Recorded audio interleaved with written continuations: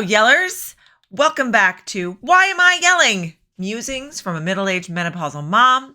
I'm your host, Krista Rizzo, and today we are talking about love and why Bad Bunny and a bunch of monks understand it. I know, Valentine's Day is literally right around the corner. I'm probably going to post this on Friday, so it'll be tomorrow if you're listening to me on Friday. And if you're like me, you have in the past caved to the pressure of it all, right? The perfect dinner, the perfect gift, the perfect Instagram post, proving that you're perfectly in love. And that's all perfectly fine. But here's the thing. I want to talk about love in a way that actually matters. The messy kind, the real kind, the kind that shows up even when the world feels like it's on fire, which, hello, it does. And yes, we're going to be talking about Bad Bunny's Super Bowl halftime show because if you watched it and didn't feel something shift in your chest, we need to talk about that too. So grab whatever it is you're sipping on today. It's my lemon water. And let's dive in. Okay, so let's talk about Bad Bunny and the audacity to love loudly. That halftime show, if you missed it, I'm not sure how you would have missed it unless you changed the channel to whatever was going on the other channel, but there weren't that many of you. So I'm guessing you either just didn't watch it or I don't know. Anyway, Bad Bunny, for those of you who have been living under a rock, performed at the Super Bowl. And it wasn't just a performance. It was a statement. Here's an artist who showed up unapologetically himself, singing in Spanish, celebrating his culture, and making it clear that love in all of its forms deserves the biggest stage. And I could not love that more. Now that I've had time to think about it, I can't help but ask, when did we forget how to love this loudly? If you know me, I have been preaching loud love for years. I am the person who will tell strangers that I love them, which is why I resonated with the halftime show, right? It is not lost on me that we are lacking love in this world. And I say it all the time. So here's what I appreciated about Bad Bunny. And here's what he reminded us, that love isn't quiet. It isn't polite. And it doesn't apologize for taking up space. I think somewhere along the way, especially as women, especially in midlife, we have learned to make ourselves smaller. And we've talked about this in other podcast episodes, right? To love more quietly, not to be too much. We dim our joy because someone might think we're showing off. We soften our passion because someone might find it uncomfortable. We apologize for loving things or people too intensely. But Bad Bunny didn't apologize. He showed up in full color, full volume, full heart, and millions of people watched and felt something. So here's my question to you. When was the last time you loved something or someone that loudly, without apologizing? Without making yourself smaller to make others more comfortable? Think about that for a second. When was the last time? Because I'll tell you what I'm learning in this particular season of my life is that the world needs more of our love, not less. More of our passion, not less. More of our too much, not less. Bad Bunny didn't check whether everyone would understand Spanish before he sang. He trusted that love translates, that authenticity connects, that showing up fully as yourself is the most radical act of love there is. Just watching that halftime show, I didn't understand a word of it. Maybe a word here and there, right? Corazón. There was love and heart and that kind of thing, right? Those kinds of words. But I appreciated the theatric and the story that he told. The story of his culture, the story of joy, the story of love, the story of coming together, the story of resilience and rebuilding. It was very clear and evident in the performance that he and his fellow performers gave, right? And maybe that's the lesson here, right? Maybe love isn't about fitting into what we think it should look like. And maybe it's just showing up full volume, full heart, and trusting that the right people are going to feel it. On the opposite side of the whole Bad Bunny thing, we have monks who are walking love into existence. So, if you want to talk about living under a rock, right? I have been following for the last few months the venerable monks who have been walking from Fort Worth, Texas to Washington, D.C. There are 19 of them. They're Buddhist monks. I cry basically every day when I see their videos that they post on their socials, right? They're walking from Texas to Washington, D.C., and they made it to D.C. today. I'm recording this on Tuesday, February 10th, 2026. And they are doing it in the name of peace. They call it the Walk for Peace. They have walked for more than 100 days through rain, through snow, through extreme weather, through whatever the universe has thrown their way. And here's what gets to me, right? They're not walking because they have it all figured out. They're walking because they believe peace is possible, even when, especially when, it feels impossible. It's hard right now in America and around the world, watching what is happening in different cities, in different places, with the administration that is currently running things, right? It's hard. And it's adding to our anxiety and our overwhelm and all the things that we have to deal with on a regular basis, just on top of the normal stuff, right? I have been following these monks on social media, and if you need an antidote to doom scrolling, this is it. And they have, many millions of followers, right? Watching them walk slowly and silently through small towns, across highways, in cities, in rural communities. People are lining the streets. Some people are crying. Some are just standing and bearing witness to this. It is really a sight to see. And I'm sad that they're not walking all the way up to the Northeast, because I would travel to go see them. The young monk that is leading us is Venerable Piku Panakara, and I hope I said that right. He is young, he is joyful, he's charismatic, he's fun to watch. He's got this really beautiful relationship with their dog, who we're going to talk more about, Aloka, who is on this trip with them.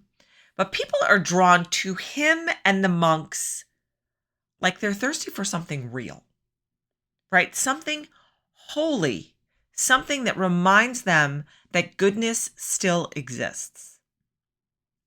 I still firmly believe that there is more good than bad out there in the world. And so this kind of confirms that for me. Here's how their day kind of goes, for those of you who aren't aware of what's going on with them, right? They wake before dawn and they walk in silence through the early morning. They walk more than 20 miles a day. They stop at midday, and then they're welcomed into local communities, churches, civic groups, community centers, and people bring them food. They do not ask for anything. They don't put out a cry for places to stay or people to feed them. They just know, they have probably alerted the towns ahead of time that they're going to be walking through, but everything that they have been given has been gifted to them. People bring them food, they give them shelter, they share simple teachings about forgiveness, compassion, and mindfulness along their journey. And then they walk again until sundown after they've had their midday meal. They carry literally nothing but the stuff that they have on their backs, and their hands are often open. so people can place flowers and mementos into their hands and give them gifts along the way. They carry this calm presence that makes people step out of their homes and onto sidewalks just to see them pass by. And here is what absolutely gets me. Along the way, if you watch their videos, you can see them tying blessing strings around people's wrists. So sometimes people will bring an ailing friend or an ailing relative, somebody who is challenged physically, and the monks will tie a ribbon or a string around their wrists. And the threads carry a meaning. It's a reminder that says, you're part of this. You are part of the walk for peace. So let's just sit with that for a second, shall we? In a country that feels so divided, so angry, so exhausted, here are these monks tying literal threads, connecting us all to peace, to each other. Their social media has exploded. They have over 2 million followers on Facebook, over 2 million on Instagram. Millions and millions and millions of people are watching their videos, are following them, are on their website, and they're feeling something shift. You are literally watching people burst into tears as they feel this energy coming into their communities. One person commented, "I am so inspired. Thank you. The United States so desperately needs this message." Sidebar, that these monks walk for peace in different countries when they feel that there is unrest happening in these communities. They have never done it in the United States, I don't believe. And they're doing it now because they are recognizing that there is unrest in our country. Just so you know. Also, just so you know, it hasn't always been a beautiful journey. This hasn't been a beautiful journey for them, right? About a month into the walk, when they first started in October, 2 monks were hit by a car. One of them had to have his leg amputated, and they continued to walk. They have faced, not surprisingly, Christian protesters following them with megaphones and signs, yelling that they're promoting the wrong religion. And the monks, they respond with peace. They respond with unity. And they respond with the message that this isn't about converting anyone. It's about reminding all of us, regardless of faith, that peace is possible. I mentioned Aloka, the dog, a minute ago. And there's a dog. His name is Aloka, which means light in Sanskrit. He is a rescue dog from India who chose to follow the monks when they were on a previous walk in that country. He got sick, he got hit by a car, and he still refused to leave them. He kept walking alongside of them. And so now Aloka, who has now been adopted and brought over to the United States, is walking across America with them. People have fallen in love with this peace dog who embodies their whole message. You can be lost, alone, searching. And then you find your purpose, your home, your peace. Aloka has also not been without his trials and tribulations on this trip. When they were in South Carolina a few weeks ago, they found that he was injured, and these lovely veterinarians in South Carolina volunteered their services and their time to operate on Aloka to get him better so he could continue walking with the monks at the end of their journey. He is now back with them. He was separated from them for a little while with some visits here and there, but now he's back with them and he is walking with them. They have arrived in Washington, D.C. today. They are planning to ask Congress to recognize Vesak, which is Buddha's birthday and day of enlightenment, as a federal holiday. Not to impose Buddhism on anyone, but to acknowledge a day dedicated to reflection, compassion, and unity for all people, regardless of faith. Here's why this matters, yellers. Here's why I can't stop thinking about these monks. They're not waiting for peace to happen. They are walking it into existence. They are not standing on stages telling other people what to do. They're putting one foot in front of the other day after day, living and breathing this message. And people are responding, not because the monks are perfect, not because they have all the answers, but because they're showing up, because their presence alone is a reminder that we can choose differently. This is a choice, right? One of the monks said, peace always begins from within. And that's it, right? That's what these monks are showing us. You can't legislate peace. You can't force it. You can't yell it into existence. Trust me, I have tried. I've tried. But you can practice it. You can walk it. You can live it one step at a time, even when it's hard, even when people oppose you, even when it feels impossible. The monks walk over 20 miles a day. I mean, when it's not negative degrees out with 2 feet of snow in the front yard and slush on the ground, I walk like 3 miles a day, not 20. But that's not the point. The point is we all have our own version of the walk, our own 2,300 miles, our own choice to show up for peace when everything in us wants to rage. I am in my feminist rage era. That little dish behind me says those words. Maybe, though, just maybe, the most radical act of love right now is choosing to be a person who walks toward peace instead of away from it. I think about the people who are lining the streets in freezing temperatures just to watch those monks pass.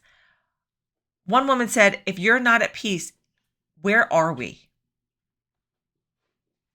And that kind of makes sense, right? If people dedicated to peace can't find it, what hope do the rest of us have? It's another good question. Full of good questions today, you guys. But here's what I'm learning from these monks. Peace isn't something you find.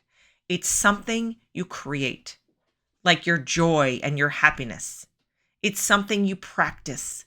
It's something you walk into existence, one step at a time, whether anyone is watching or not.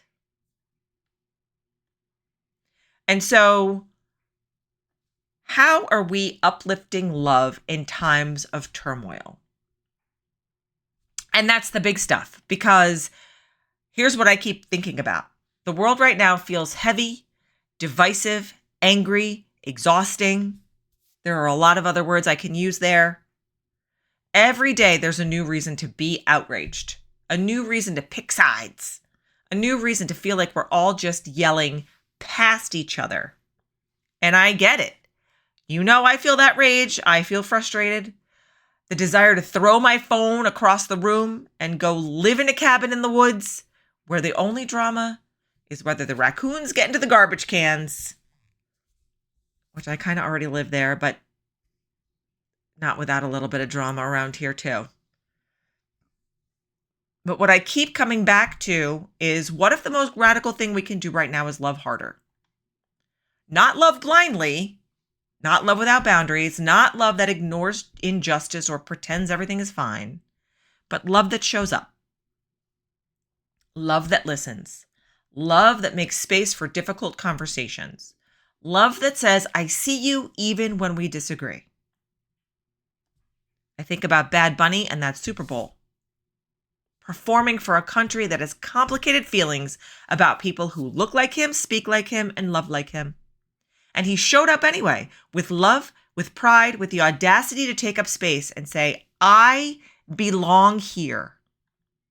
That is the kind of love I am talking about. The brave kind, the uncomfortable kind, the kind that doesn't shrink to make others comfortable. So how do we uplift love right now? Here are a few ways to do that. First, we start with ourselves. You cannot pour from an empty cup, yellers. How are you loving yourself right now? Are you speaking to yourself with kindness? Are you honoring your needs? Are you giving yourself the same grace that you would give to a friend or a coworker or a family member? Because I'll tell you what I have learned. The way we love ourselves sets the tone for how we love everything and everyone else. When I wrote my book on relationships years ago, my single favorite line in that entire book is, the most important relationship you're ever going to have is the one that you have with yourself. And that is because if you can't love yourself and you can't show up for yourself, how are you supposed to show up for everybody else and be loving and supportive and productive and all the things that we are expecting of us to do for them? It's really important that you show up for yourself so you can show up for others, right? Don't get to the point where you are resentful and exhausted and overwhelmed and you're all edge and no soft, right? When you practice loving yourself, even on the days when you don't like yourself, something will shift. You'll have more to give. You'll have more patience. You'll have more compassion. You'll have more kindness and more empathy. Self-love isn't selfish. It's necessary. Number 2, we choose connection over being right. This is hard because we live in a world that is obsessed with being right. With winning arguments, with proving our point. I oftentimes like to be the person who has the last word. I will admit that. But here's what I'm now trying to practice. What if connection mattered more than being right? It doesn't mean abandoning your values, right? It doesn't mean tolerating harm. It means asking ourselves in this moment, what matters more?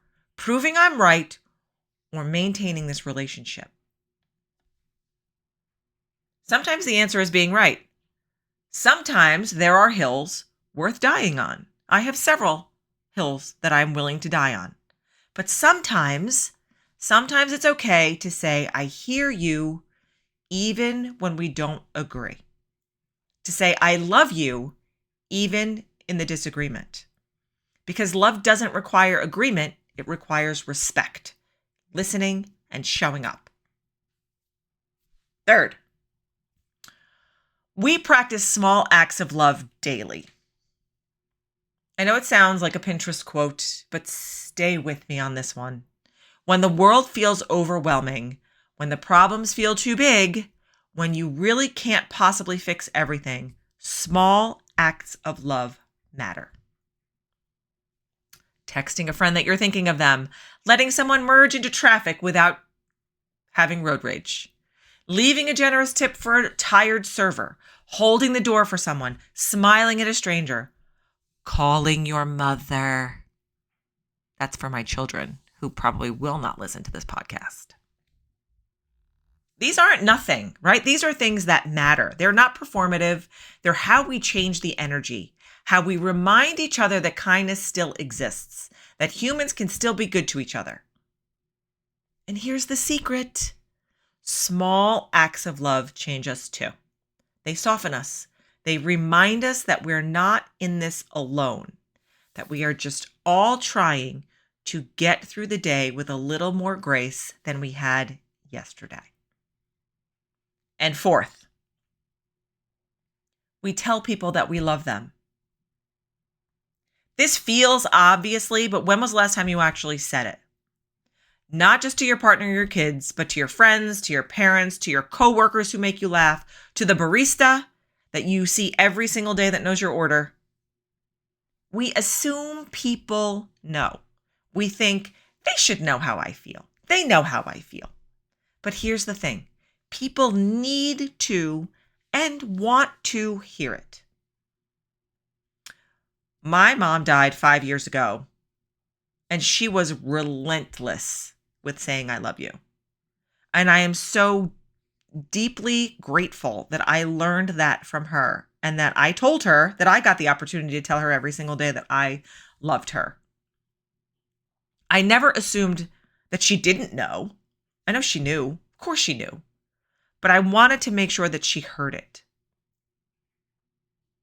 Saying I love you is something that I say to people that, if you know me in real life, you know this. I will tell a stranger that I love them. I do not have a problem with telling people that I love them. I think it's important, right? I say I love you to, obviously, my friends and my family and my kids and my dog and all those things multiple times a day. They're probably sick of hearing me say it, but I don't care. I also say I love you to people like the lady at the grocery store who helped me a few years ago with getting balloons for my son's birthday when they didn't have any on the floor. And she said, hang on, let me go in the back and see what I've got for you. And she came out with what I was looking for. And I said, oh my God, I love you so much. Thank you. And the look on her face, she was taken aback. And then she got a bright, brilliant, big smile on her face. And she was like, you're so welcome. I love you too. I hope you have the best day. And I hope your son has the best birthday. I literally watched her entire mood and attitude shift just by saying 3 small words. I love you, which in that moment meant thank you. I appreciate you. You have gone above and beyond for me, and that means a lot to me. There are people in my life who I wish I had said it to more. People who I assumed would always be here who are not anymore, right? People who I thought I had more time with. So now I say it. Maybe I say it too much, but I don't think there is a too much, right? Maybe it makes people uncomfortable. Again, I don't really care. But I'd rather be the person who loves too loudly than the person who loved in silence and never got the chance to say it. I never want to regret not being able to say, I love you. Here's what I believe. Love is not a luxury. It is not something we get to when everything else is handled. It's not an afterthought. It's not the cherry on top of a well-lived life. It is the foundation. It's how we survive the hard stuff. It's how we build something worth fighting for. It's how we remind each other that we're human, that we're here, and that we matter. And right now, in these times of turmoil and divisiveness and exhaustion, we need more love than ever. Not the sanitized Instagram version, the messy, imperfect, show up in any way version. The Bad Bunny at the Super Bowl version. The venerable monks walking 2,300 miles for peace and love version. The full volume, unapologetic, this is who I am version. That, my yellers, is what we need. So I know that Valentine's Day is right around the corner, again, tomorrow, once this post goes up, right? But I wanted to talk about some myth busters for Valentine's Day, right? I want to lighten this episode a little bit at the end. So the last couple of minutes, we're going to talk about Valentine's Day, because if there's one day a year designed to make everyone feel like they're doing love wrong, it is February 14th. So let's bust a few myths, shall we? Myth number 1, Valentine's Day is only for romantic love. Meh, false. Can we please retire this one? Right? Love is love is love is love is love. Whether you're celebrating a partner, your kids, your best friend, your pet, your dog, honestly just yourself. It counts. We have been tricked into feeling like Valentine's Day is the measure of the worth of a relationship. Like if my partner didn't get the gift right, or if I didn't plan the date right, it meant something was wrong with us. Spoiler alert. It doesn't and it didn't, right? It means we're two humans trying to navigate capitalism's weirdest holiday. I said it, right? So if you don't already know this, you get to define what love looks like in your life. Not Hallmark, not Instagram, not your coupled up coworker who won't stop talking about her dozen roses that she got delivered, which by the way, I'm sure were beautiful. If Valentine's Day for you is ordering takeout and watching Bravo, you know that's my favorite thing to do, and I am totally here for it. That's love. Self-love counts. Actually, we'll circle back to what we said before. It is the most important kind. Myth number 2. If you're not happy all the time, you're not really in love. Oh, well, this one gets me fired up because take it from me. I am going to be married for 25 years in May. I would be lying if I said that we were happy all the time. Real love is not a made-for-TV Hallmark movie, right? It is sometimes boring, it is sometimes frustrating, and it is sometimes you just trying to get through Tuesday without yelling about who forgot to take out the trash. And if you're in midlife like I am, and you're 900 years old, sometimes love is your partner understanding that you don't want to be touched in the middle of the night in bed because you're burning hot. So stay on your side. It's okay, right? Real love shows up in the unromantic moments, the times when you're both tired, when things are hard, when you choose each other anyway. Not because it's easy, but because it matters. And I'm going to use the word choose again. It is a choice. It is a choice to get up every morning and be with the person or have the relationship that you have. Here's the thing they don't tell you. Sometimes love is taking space. Sometimes it's saying, I need alone time. Sometimes it's admitting, I don't like you very much right now, but I still love you. It's okay. That's okay. It's not failure, it's honesty. And honestly, honesty is one of the most loving things we can offer. It's how you get to be in an almost 30-year relationship. It's a choice, and it takes work every single day. Trust me on that. Myth number 3. You should have it all figured out by now. Don't you know?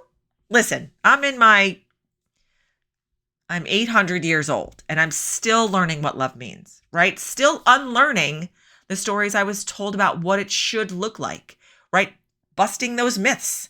Still figuring out how to fully love myself, love others, love this messy, complicated life better than I do now. Every single day, I do that. And I think that's exactly right? Love isn't something you master and then you're done, right? Like I figured it out, I'm done. It's something that you practice, something you get wrong, something you apologize for, and something that you're willing to try again for. If you're in midlife and you feel like you should have love figured out by now, I'm giving you permission to let that go.